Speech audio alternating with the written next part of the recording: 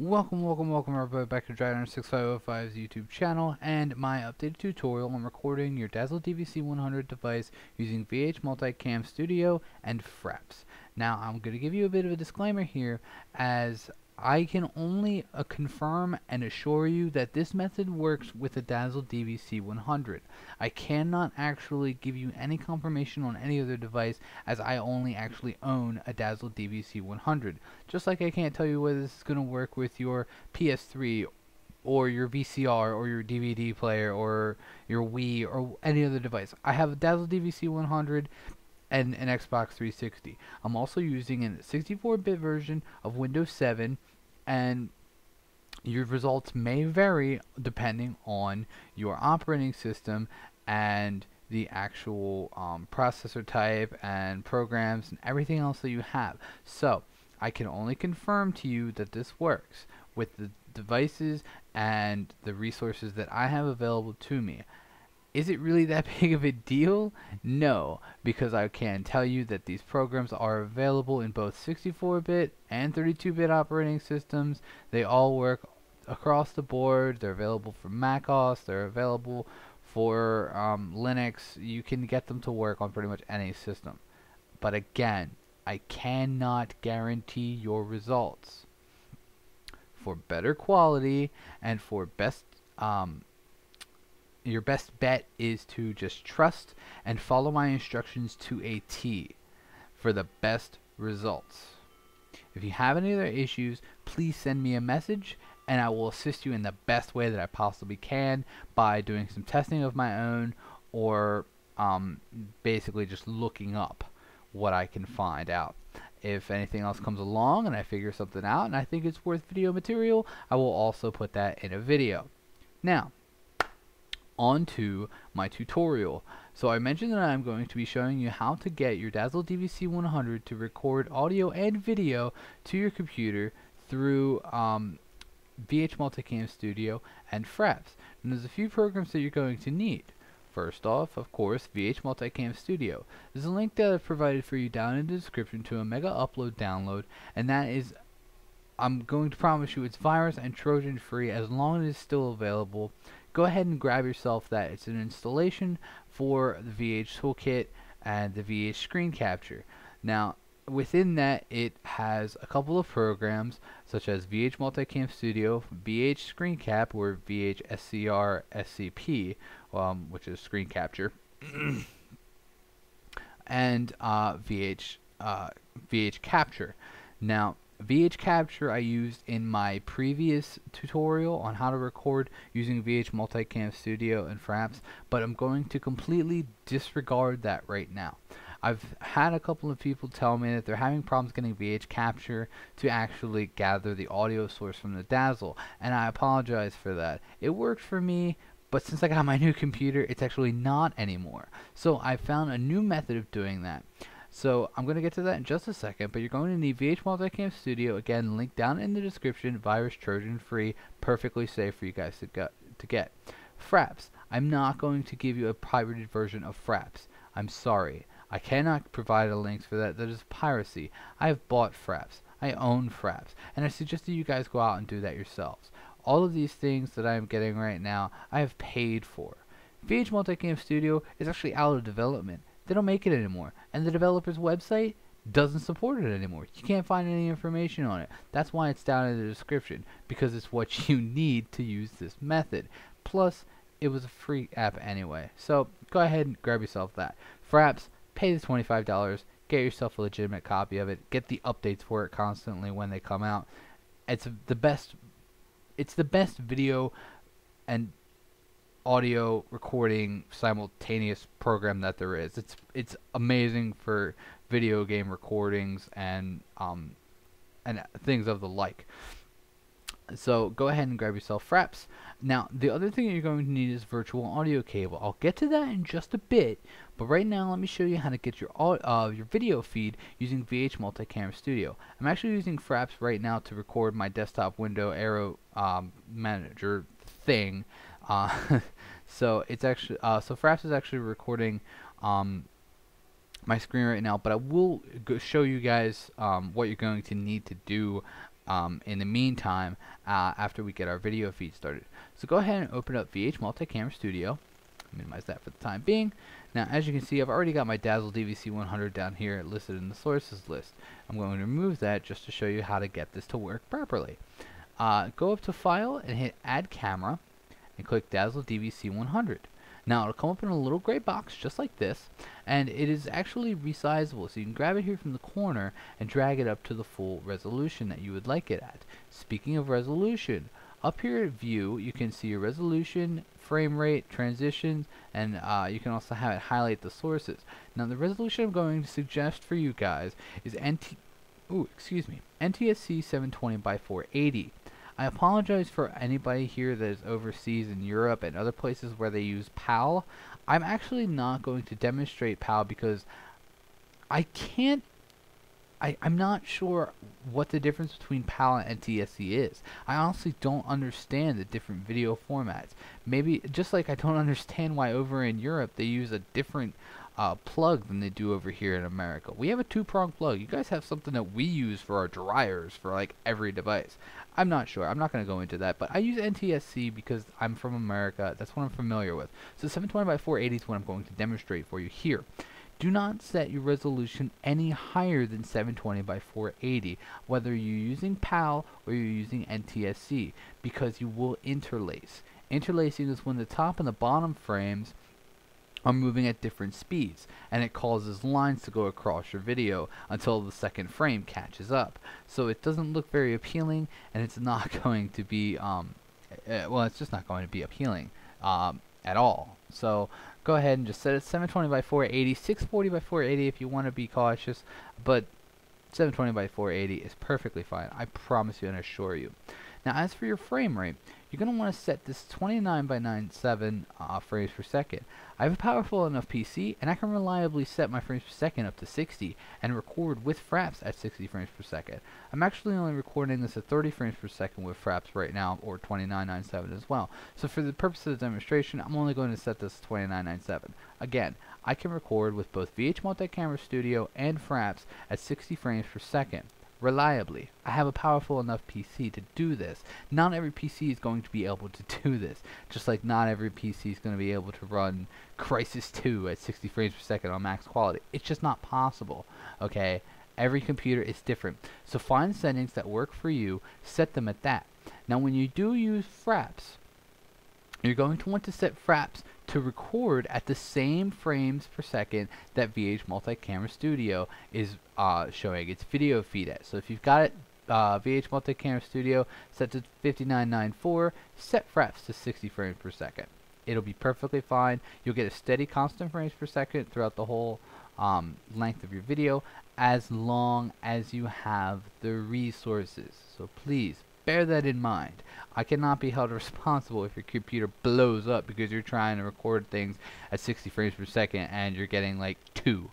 If you don't have the resources, set it to what you're comfortable with, set to what your computer can handle.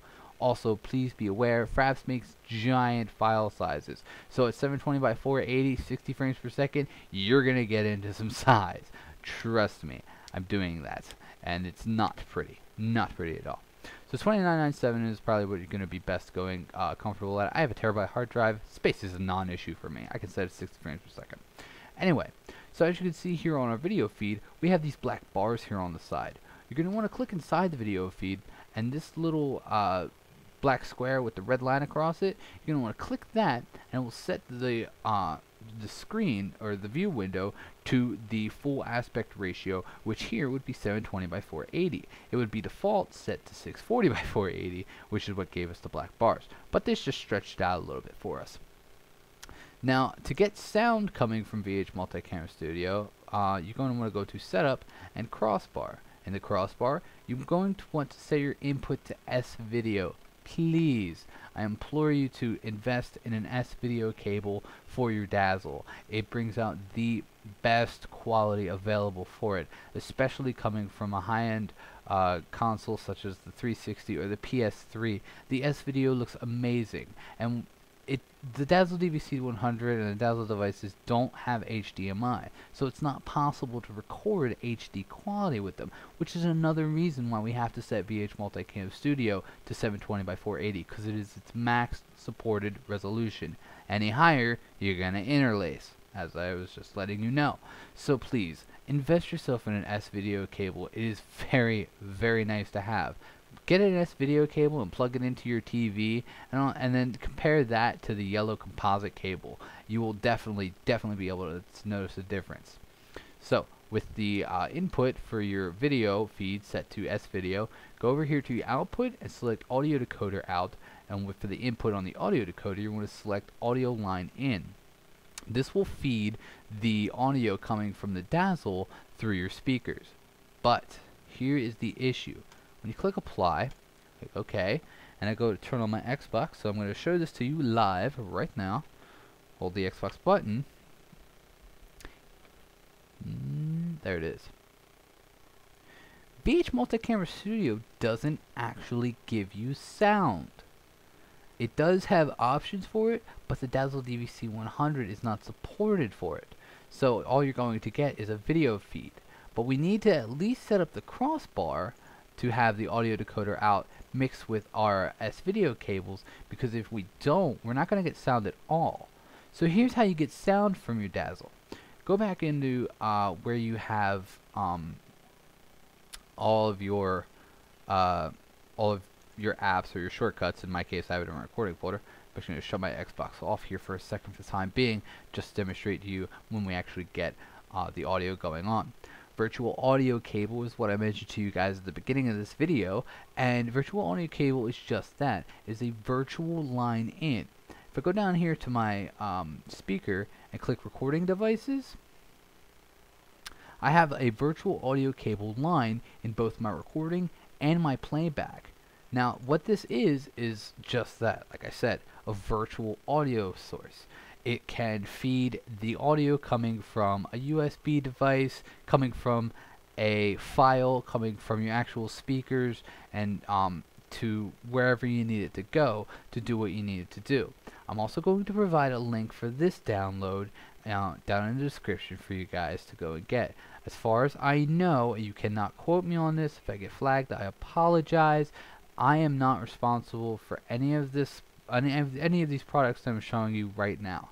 These products were made by very hardworking developers, and I expect you guys to go and support them. Please do not pirate their media. Virtual audio cable, like I said, is not under development anymore, as I'm aware of.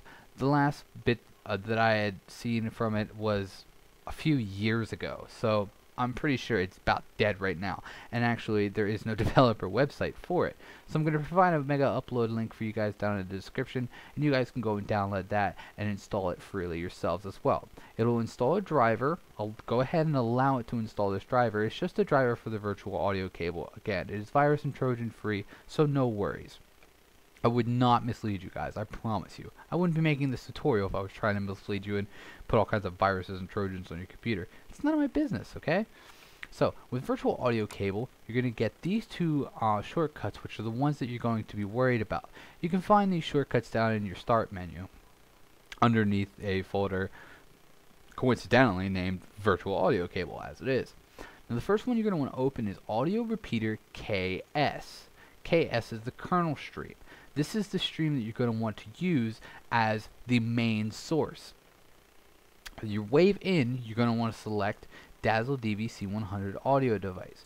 For the wave out, you're going to want to select your virtual cable, which would be your line 1 that is marked as virtual audio cable. Your sample rate, total buffer, bits, parts, channels, and priority, all just leave alone. Let them as is. Click start, and now we see we have the audio being queued in. Now we can open up Audio Repeater MME and set the wave in for this one to our virtual audio cable, meaning the virtual audio cable is going to be our source in, and your wave out you want to set to your speakers. Now this will actually input or output the sound from our virtual audio source, aka our Dazzle, to the wave out in our speakers, so we can actually get sound through our computer. Now everything here you're going to want to leave alone as well, except for the total buffer. It's set to 500 by default, but set it to 50. If you set it any higher than 50, you're going to get a delay between your video and your audio feed. So you want things to be in sync. So set the total buffer to 50 as it was with the kernel stream from the auto repeater. Click start on this and minimize it down. Now if I were to go and I would open up VH Multicam Studio again and hold my Xbox button, Fraps should pick this up. And there you go. Now we have sound coming from our Dazzle, which is fantastic. So now that we've got VH Multicam Studio giving us our audio and the audio repeaters giving us our audio, VH Multicam video, audio repeater audio. I apologize if I mix that up. I don't know. I have very short-term memory. It's 1 o'clock in the morning for me, so I apologize for that. Now, with Fraps, I can't actually show you what to do with Fraps because I'm actually recording my screen with Fraps. But if you're going to record your video games with Fraps, which I would highly recommend, again, as I had mentioned before earlier, you're going to want to set your frames per second to whatever you have set at VH Multicam. If your computer is resourceful enough, you can set it to 60 frames per second along with VH Multicam. If not, and you can reliably record and stream at 2997 or 30 frames per second, go ahead and do that. 50, 45, whatever you're comfortable with doing. At full size resolution, meaning you want it to come out in 720 by 480. Set it to half size, you're going to get half the resolution and half the quality. So set it to full size.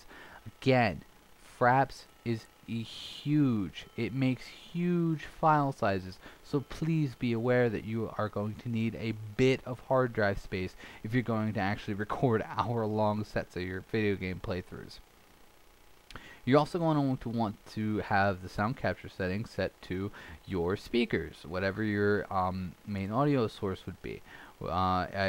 As again, I'm using Windows 7, so it says record Windows 7 sound, and you want to record it in stereo. That way your excuse me. That way your games are going to record in stereo. That means if something's going on to your left, you can hear it to your left. If something's going on to the right, you can hear it to the right. That way it's not mono.